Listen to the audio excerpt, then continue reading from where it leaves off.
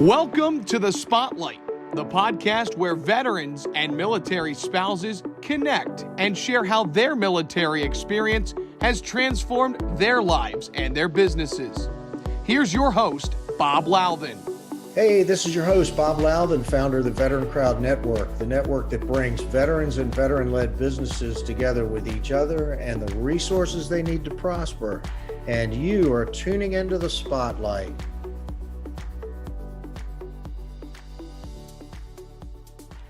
Hey everybody, this is Bob Louthen. Welcome to The Spotlight. My guest today, Dana Spain, who is the Director of Community Relations for Volumetric Building Company.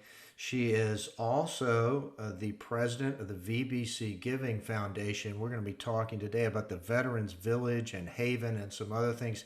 Dana, welcome to the program. Thank you for stepping into the spotlight. Thanks for having me in the spotlight, Bob. I'm happy to be here.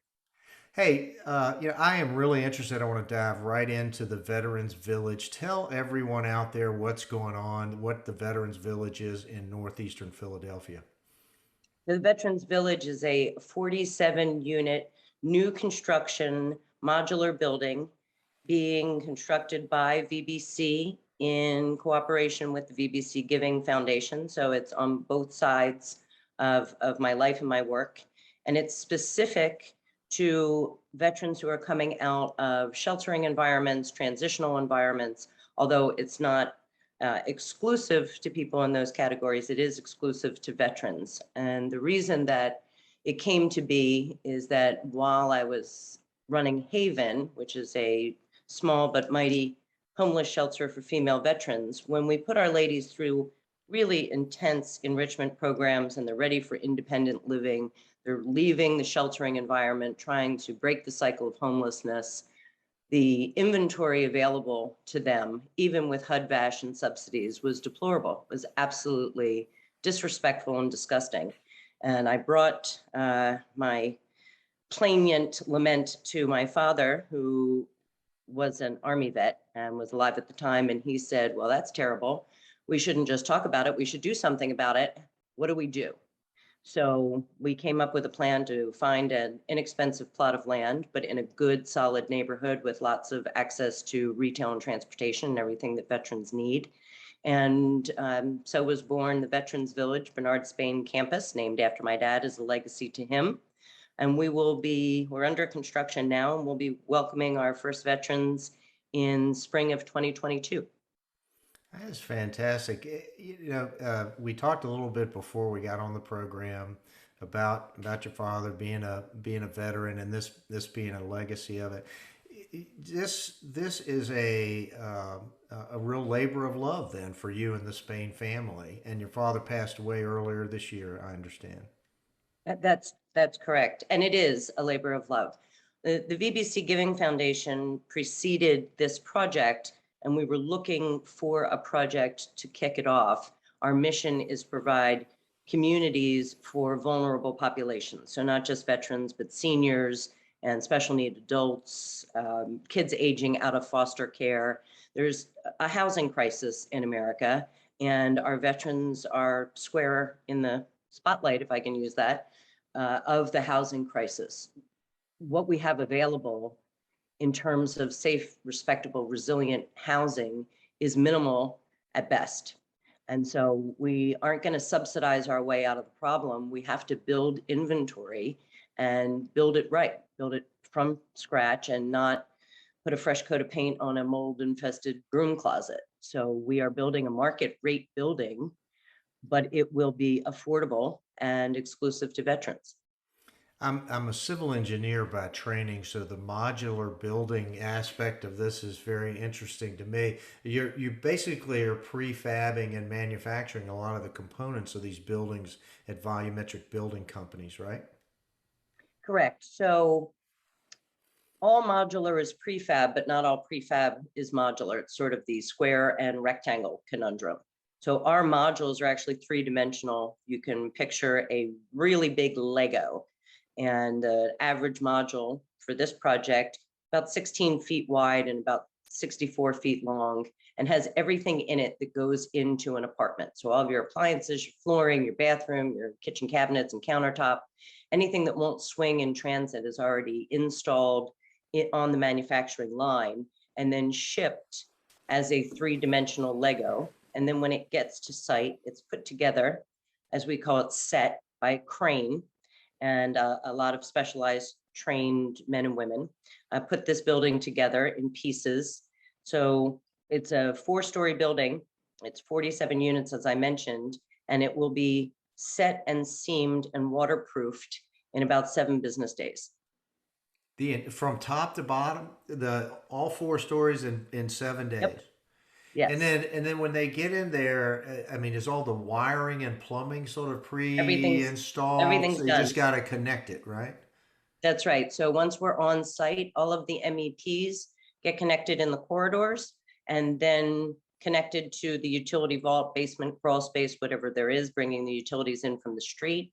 And then you do your facade and your permanent roof, landscaping and parking lot, and voila, you have a community living environment. From beginning to end, how long does it take to do the site preparation to open the front door for this entire project then? So the building actually has already been manufactured and is sitting at our plant in North Carolina because we had trouble getting permits here in Philadelphia. Everybody's still on COVID staffing and schedules. So realistically, this entire project should have taken about 8 months from shovel in the ground to CO. It's going to take a little longer than that. We're in the ground now. We're setting in the 3rd week of December, and we'll be welcoming tenants in by April of 22. The company itself has been around for a while. I think it changed its name actually to Volumetric Building. But how long has the company itself been around and making these modular type buildings? The VBC is going on its 12th year, but we've had exponential growth in the last 3. In 2019, we bought our first factory to have factory control and quality control. This year, we picked up a factory just recently in Tracy, California, in the Bay Area. And by the end of this month or early November, we will be merging with a steel mod factory in Europe. So we will be a global company as of next month. The growth has really been That's significant, exciting and overwhelming at the same time.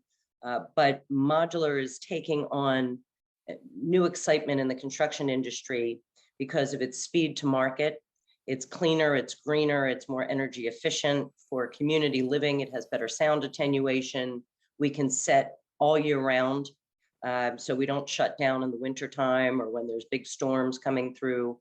And because of the supply chain issues and labor shortages, we see an uptick in interest from prior developers who prior did site build are now looking at modular as an opportunity to continue to build during the issues that we have with the supply chain and labor shortage. There's an interesting video that you guys have done highlighting this project as well as the veterans that are manufacturing the buildings itself. Can you talk a little about that? That's very exciting, and the outcome of that video, there's a short snippet on our website, but there's hours and hours of interviews.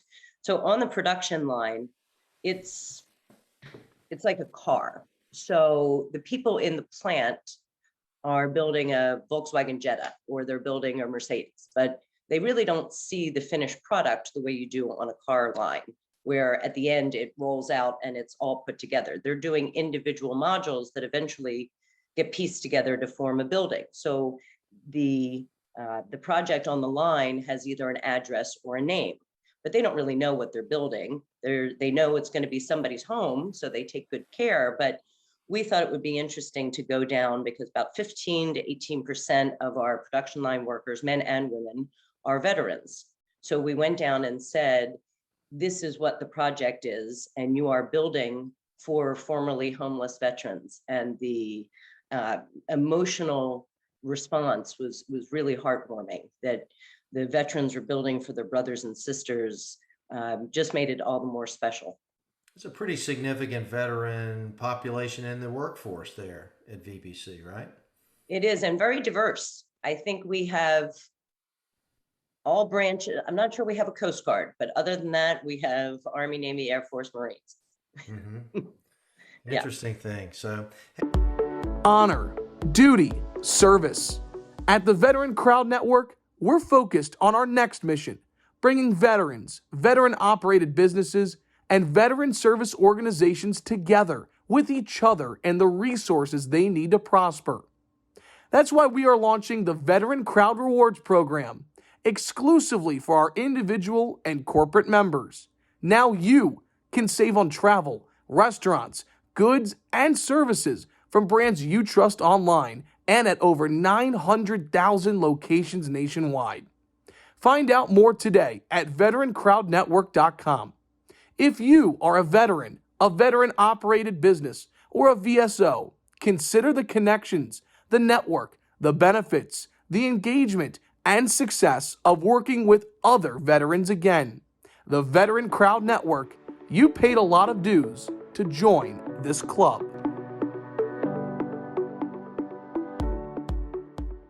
hey, we're talking with Dana Spain, who's the Director of Community Relations for Volumetric Building Companies and the President of the VBC Foundation. Dana, take a step back. I want to talk about Haven, and that's really in the military background. We have an acronym. Haven stands for Helping Achieve Veteran Empowerment Now. Correct. Tell me about the genesis of that effort and just a little more about that. Okay, I'll give you a little background color. As I mentioned when I introduced myself, I am a serial philanthropist. My first charity that I founded and ran for 10 years is Philadelphia Animal Welfare Society. It's the city and region's largest no-kill animal facility and no-cost, low-cost veterinary clinics. And I ran that for about 10 years, made it sustainable. The board didn't want to grow anymore.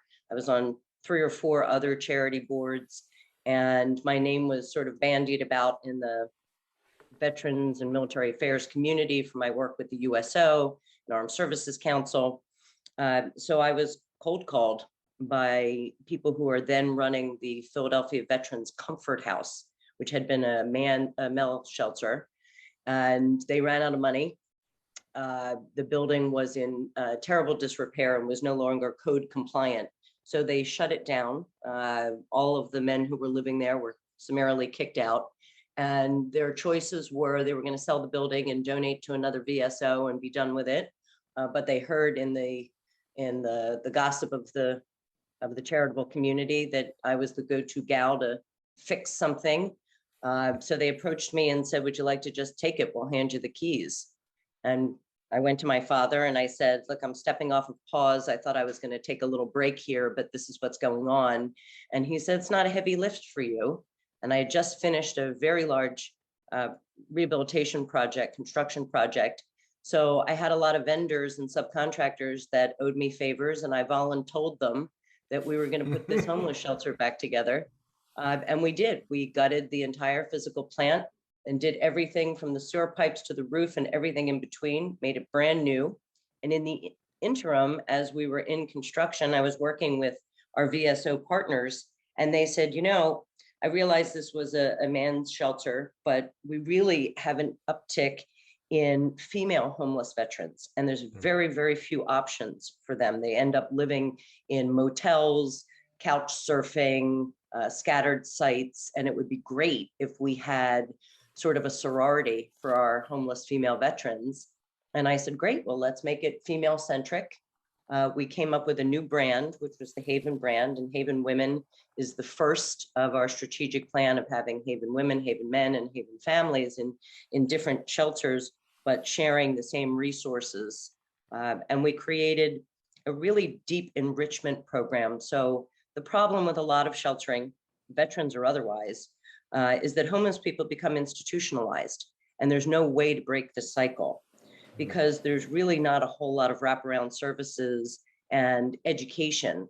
It's really 3 hots and a cot. So we took a different approach at Haven, and that is a mind, body, spirit of we're going to offer financial literacy courses. We're going to offer yoga. We're going to offer fellowship. We're going to offer book club. We're going to offer self-defense courses. We offer cooking classes, how to cook and eat healthy on a budget. And so by the time, on average, our ladies are with us for 9 months. If they're with us for over a year, we're not doing something right, but they're with us for about 9 months. And when they're done, they're ready to move on to independent living. And so we're very proud of that. And the Veterans Village, we truly expect that our Haven ladies are going to be the first tenants in that building. Boy, now I've got a lot of questions. The first thing, it strikes me, we have a shared friend in Jerry J Dog Flanagan. Love Jerry and Tracy. But I've got an idea for a reality show. I mean, Jerry's got his reality show going on now. Operation, what is it? Hidden Treasures. Operation Hidden Treasures. Well, thank you. But I'm sitting there. This is kind of like charity rescue here. It is charity rescue. A Pause actually started as a charity rescue too. I was recruited to take over the city of Philadelphia's animal control, which frankly, between you, me, the lamppost, and your listeners, I had absolutely no qualifications to do anything of the sort. Like, I was a volunteer in a local animal shelter, scooping poop and socializing some animals. I had no business being the president of the city pound that saw 30,000 animals a year. So I had to educate myself and figure it out. And then when I moved from sheltering pets to sheltering vets, it was, again, an uphill educational climb. And I can tell you, it's much easier to shelter animals than it is broken people. So there's a lot that goes into it, and it's a very fragile ecosystem. But what I find is that I really love the organic, roll your sleeves up kind of work. Once something becomes sustainable, whether it's on the charity side or the business side, I have a very short attention span. My father used to say that I bore easily. Every 5 to 7 years, I change charities, I change careers, because once it's sustainable, it's great. We do great work, but it's not as exciting as what's the next step? How many more animals, people's family can we help? So fortunately or unfortunately, that's been my trajectory. Well, it sounds like you have definitely found your niche, though, in this thing.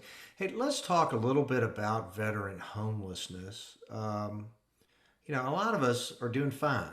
There are a lot of successful veterans out there doing extremely well, but there is a subset of the veterans that are doing poorly. What do you think are some of the root causes of veteran homelessness, veteran difficulty? What are you seeing, on the ground level? What we see on the ground level, and I'll talk about generalities, and then I'll talk about our female population. The fewer people entering the military, the more tours each person is doing. We just ended a protracted 20-year war in the Middle East. When I was a soldier, the Army was 4 times the size it is now, and we didn't carry the operational pace and burden that these people have been under. You're right. Exactly. So you're going back for tour after tour after tour. You're seeing, I mean, the unimaginable atrocities, both what's happening on the ground within the country in theater, but also what's happening within your own forces and what they're subject to. And so people come back broken, and they have ways of addressing that damage. And often it's drug addiction or some kind of addiction. And that leads to a downward spiral. They can't hold a job, they can't hold a home. They come home, their spouses and family is as supportive as they want to be, as loving as they want to be, don't understand what the mental problems are and the mental health issues that are associated with a lot of the veterans who are separating from the military. So I think that's a big problem, is the tour after tour after tour, and the escalation of just really bad stuff that happens over there. From a female perspective, yay feminism, we put females in combat. And what happens is that, unfortunately, they're out in solitary areas. and they are out for 6, 9 months, a year and a half, and bad things happen. So military sexual trauma, or MST, which wasn't a thing 10 years ago, is now a thing. It's the greatest PTSD that female veterans suffer. 1 in 4 report some sort of military sexual trauma coming back from active duty. So that's a big deal. Again, you have some damage, you have PTSD of whatever sort, and you're going to turn to some bad decisions. And those bad decisions could end up in homelessness. Those are the top 2, I would say. And the third, not to throw the VA under the bus or the Pentagon under the bus here, but a lot of our men and women go into the military right out of high school. Mm-hmm. It's an option for them to have a full-time job, get an education, be taken care of. And then when they separate from the military, who has taken care of them, told them when to get up, what to wear, when to go to the bathroom, what to eat, when to eat it, what to do, held back taxes, saved for retirement. They didn't have to reconcile a checkbook. They never had to balance a budget. And they separate from the military, and they are skillless in day-to-day life. They come out with an enormous amount of structured discipline and skills from their MOS, but they don't have daily life skills. So they get a paycheck from their new job, and they have no idea how taxes work, or how a budget works, or what it looks like to reconcile a checkbook. And so we also see that people make bad financial decisions, not because they want to or because they're frivolous, but because they really have no frame of reference of how to live outside the military structure. Mostly enlisted. It's very rare that we see officers come through our various sheltering positions, mostly because the officers are more educated. And I say educated in a sense of formal education. So mostly we see enlisted, and I think it's really not their fault. The military really doesn't do a great job with the separation package, readying our men and women for productive civilian life. And that's why you have really successful veterans, and then the completely opposite end of the scale. That's a very interesting point, kind of preparing folks for those kinds of life skills, right? Those that don't have them are going to suffer. How do veterans apply for, how are veterans applying for housing at Veterans Village? We have a management company that specializes in affordable housing, and there will be a standard lease procedure. I would say most of our referrals will be coming from VSOs, like the Veterans Multi-Service Center here in Philadelphia, various VA campuses in the region. So most of the referrals of the tenants will be coming through veteran networks. Not to say that a veteran can't present themselves directly at the building when it's ready and fill out a lease application and go from there. But I would say my gut feeling is that 70-75% of our referrals for tenants are going to be coming from a veterans network, a VSO or the VA directly. Last question.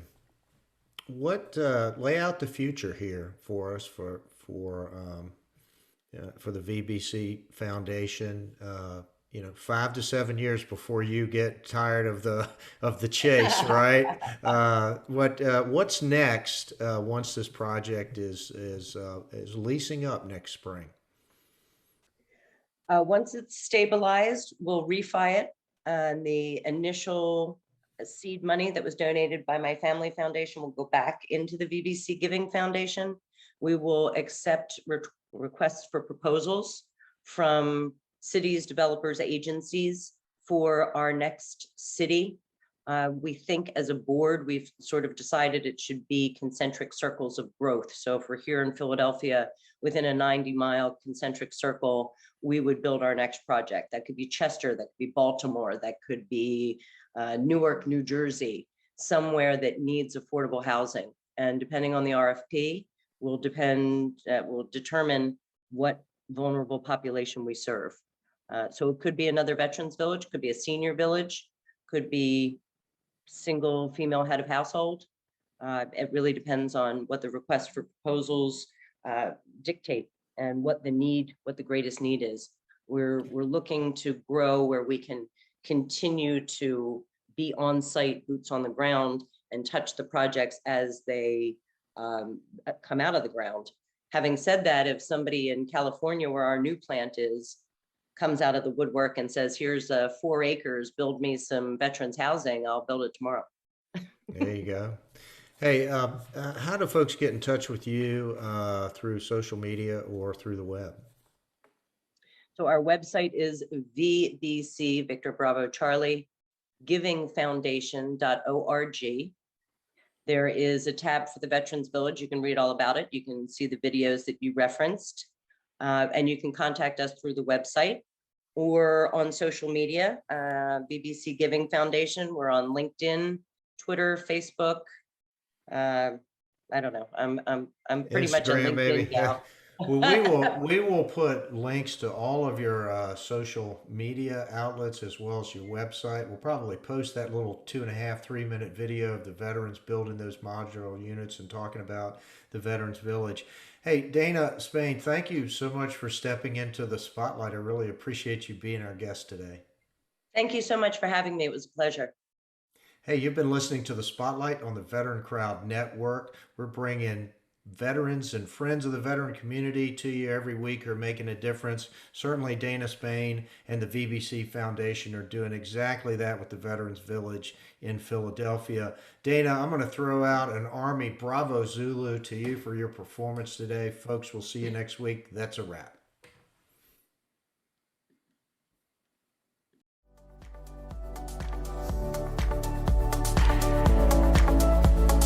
Thank you for listening to Spotlight by VeteranCrowd. We hope you enjoyed today's episode.